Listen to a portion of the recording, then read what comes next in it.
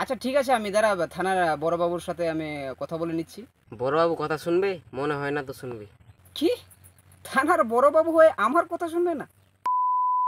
দেখ বন্ধু, আর না, একটা সিদ্ধান্ত নিয়েই ফেললাম। ওই, কি সিদ্ধান্ত নিলি? রে? আইএএস অফিসার হব, अच्छा মানে ইউপিএসসি এর প্রিপারেশন নিচ্ছি। আচ্ছা, আমি ভাবছি 1 বছরের মধ্যেই আইএএসটা হয়ে যায়। তোরা একটা কাজ কর, আমি 1 বছর জবটা না পাওয়া পর্যন্ত তোরা অন্য কোথাও একটু ট্রাই কর জব টব পাওয়ার, বুঝলি? বসে থেকে তো লাভ নেই। না না, ট্রাই তো করতে হবে।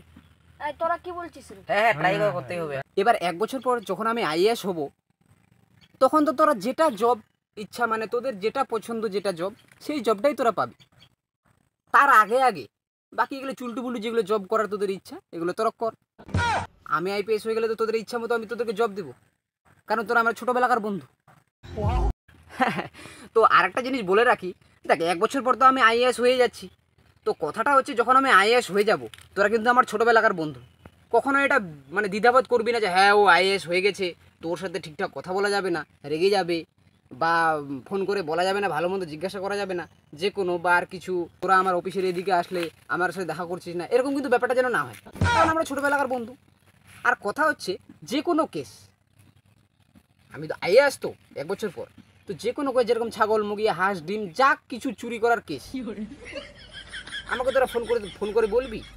বাকি আমি থানার আইসির সাথে কথা বলে নেবো, ব্যাপারটা মানে দেখে নেবো, কারণ আমরা ছোটোবেলাকার বন্ধু।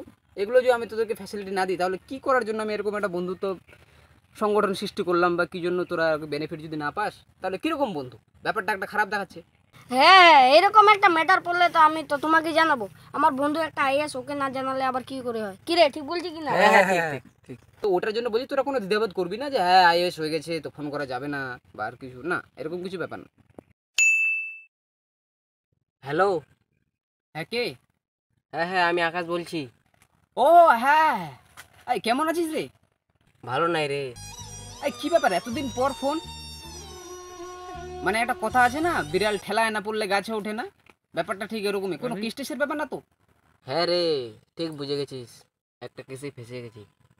হ্যাঁ হ্যাঁ, আমি জানতাম যে কোনো কেসটেসই হবে, না হলে তুই আবার এরকম কি কোনোদিন ফোন করিস? কোন কেস? জটিল কেস কি? একটা বাড়িতে গিয়েছিলাম ডিম চুরি করতে, ওখানে গিয়ে দেখলাম যে মেয়েটা যে সুন্দর, ডিম না পেয়ে তার মেয়েকে তুলে নিয়ে চলে এসেছি, সেই কেসেই তো ফেসে গেছি। ও আচ্ছা ঠিক আছে, আমি দাঁড়া থানার বড়বাবুর সাথে আমি কথা বলে নিচ্ছি। বড়বাবু কথা শুনবে? মনে হয় না তো শুনবে। কি? থানার বড়বাবু হয়ে আমার কথা শুনবে না?